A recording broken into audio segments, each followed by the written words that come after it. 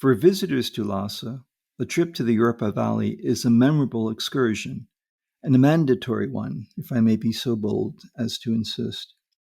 Indian missionaries in the 6th century probably thought the valley resembled their mountain sanctuaries in India. In all, 108 caves there were places of meditation. These were used by nearly all Tibetan Buddhist luminaries. Their names are attached to the caves they used, and which were later turned into shrines.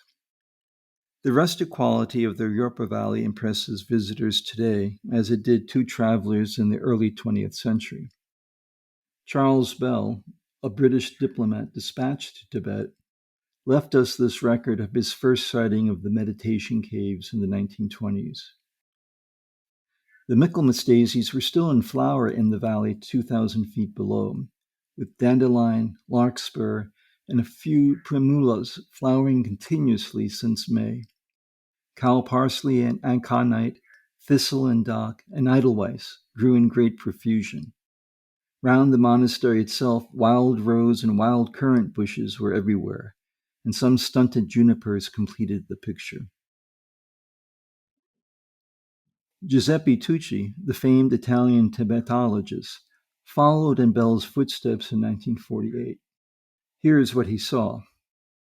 Giant junipers and tufts of flowers topped a thick tangle of undergrowth, brushwood, and grass, victoriously fighting the hard barrenness of rocks. The cliffs were riddled with burrows and caves. Temples and chapels have been built in the bigger ones. We reached the place at dusk, and were greeted by a warbling and twittering of birds conferring upon the hermitage an air of unexpected merriness. No wonder that the Indian missionaries chose to stay here long.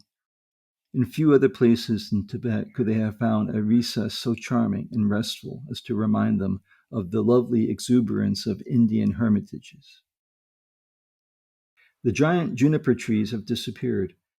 Nevertheless, the Yerpa Valley is a beautiful landscape of intensely green barley fields, white stone farmhouses, cascading brooks, and dramatic mountains reaching to the clouds.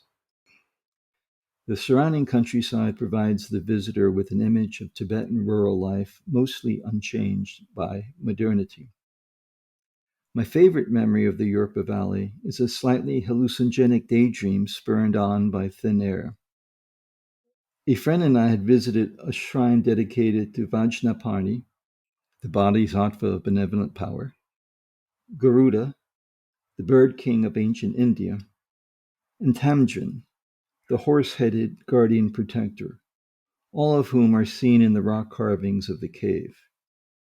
In the cave, there is a narrow passage. Slipping through this is an act that supposedly replicates the process of birth, but with the spiritual advantage of leaving your bad karma on the other side of the rock womb. My friend slipped through while I gravely regarded my girth and gave up. I resolved to work through my bad karma more conventionally. On our way down from the cave shrines, we came across and carefully managed to avoid stepping on 3 spiders crawling along the steps of the path. In the thin air, we were lightheaded. We avoided these little creatures in moves unintentionally reminiscent of comic gymnasts. This is similar to classic stories that Tibetans delight in recounting. Since we had paid our devotions to the rock carvings of Vajnaparni, Garuda, and Tamjan, these 3 deities must have cast avatars of themselves as spiders just to test us. Would we respond kindly to these lesser forms of sentient beings? Or would we thoughtlessly stomp on them?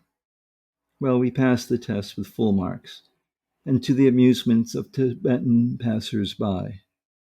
They warmly approved of our efforts not to take life at a sacred place.